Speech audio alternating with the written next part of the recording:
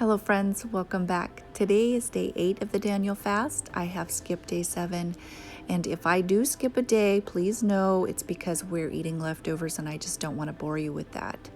So this morning I'm going to be making a creamy fruit salad, and this is so unbelievably sweet and good. You would never know that it's completely healthy and sugar-free.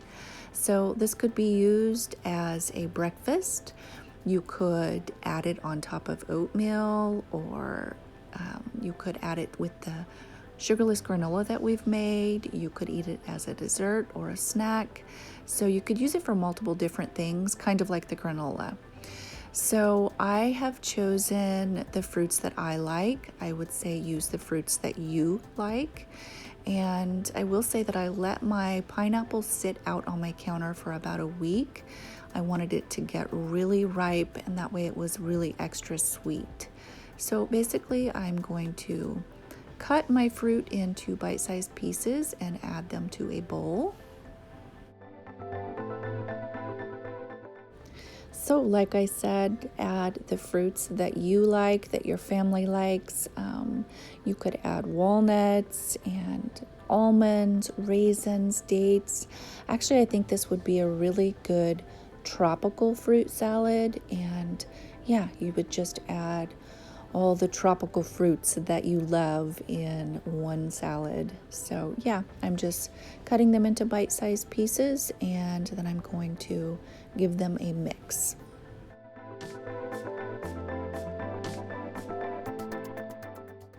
So of course I'll have my recipe in the description box below. Although it's not really a recipe, it's just kind of what I felt like today and the amount that I felt like. So after I get this mixed together, I'm going to grab a separate bowl and I'm going to open a can of light coconut milk. So this is how I've done it today. I did shake that can, and I'm going to add about a capful of vanilla to it. You could add banana or coconut or whatever flavor you'd like.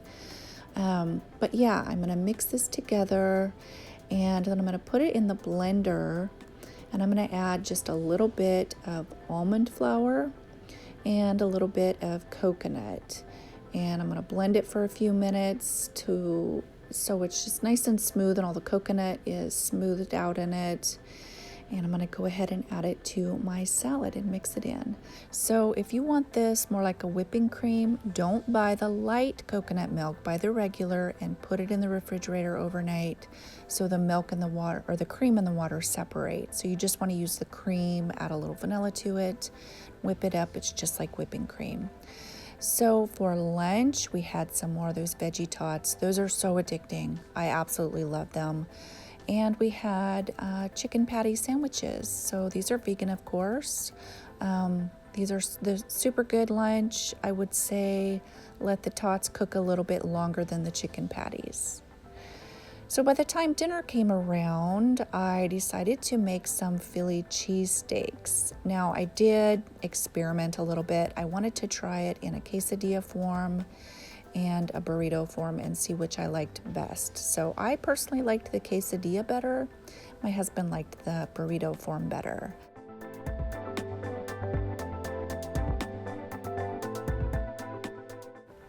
So for this recipe, I didn't want my veggies cut too tiny. I wanted them more hearty, I guess, so kind of rough chop them into bigger pieces. And I decided I wanted to add some mushrooms to this as well. I don't think it's a typical thing to put in Philly cheesesteak, but I'm putting it in mine.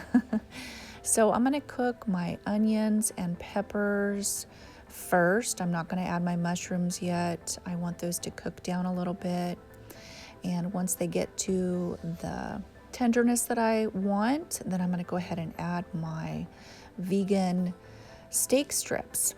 And I'll add the mushrooms with that. So the steak strips need to cook for about 7 minutes. So I will season everything and just cover it with a lid and let it cook down while I prepare everything else.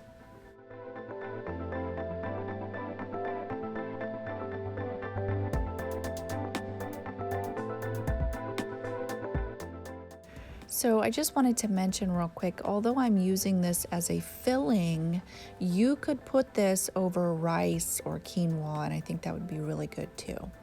So at the very end, I'm going to add a heaping tablespoon of minced garlic and just let those flavors marry while I prepare another pan. So this pan is going to be for a quesadilla, and I like mine really crispy on the outside, so that's why I put plenty of oil in there. So while that one is cooking on one side, I'm going to go ahead and make some burritos with the rest of them, and I am using vegan cheese. This is like a simulated mozzarella cheese, so it melts really good.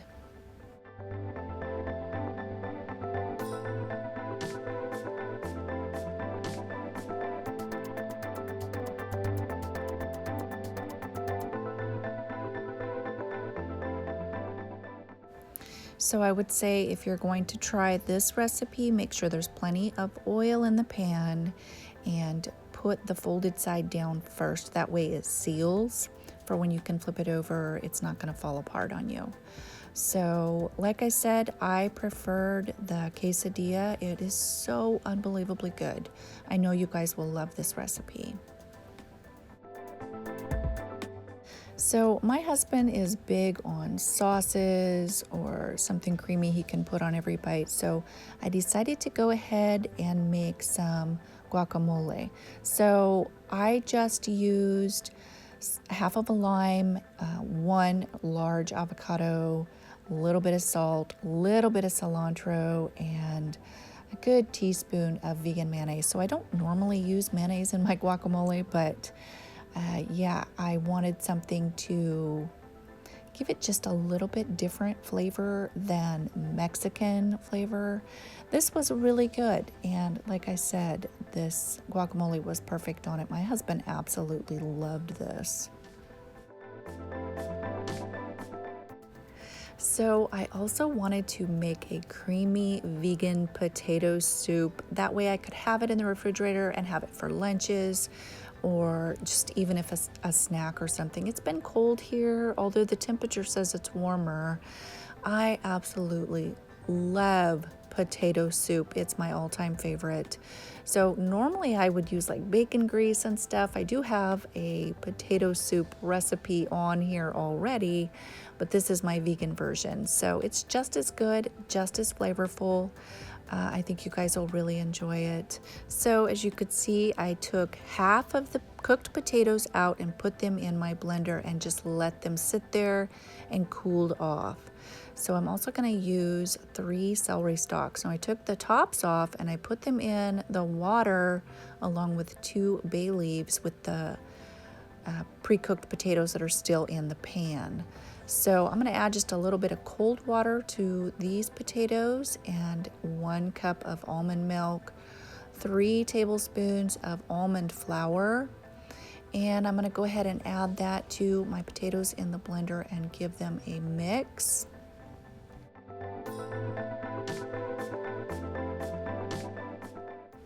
So now that they're nice and smooth and creamy, I'm going to add my seasonings I want to it. And this is where you're going to get a lot of your flavor, is by adding the seasonings that really stand out to you. I like a lot of pepper in my potato soup and just a little bit of smoked paprika, of course, my Johnny's seasoning salt, and I did use some sea salt as well. So I'm going to go ahead and blend that again so that the spices are mixed in, and I'm going to, at this point, remove the celery tops and bay leaves and add my chopped celery and onions to the soup and let those cook down for at least a half an hour. And then I'm going to add my potatoes from the blender and mix those in as well. So the flour, the almond flour, is going to help thicken it. and it's nice and creamy and smooth right now, and I'm just going to wait for it to thicken up a little bit. So I'm just going to garnish it with a little bit of chopped green onions, and it is so warm and comforting. So potatoes actually help you hold body heat in cold weather, so I guess it's just super comforting. So the next day it is even thicker. I love this soup. So anyway, hope you guys like these recipes. Have a great day. Bye-bye.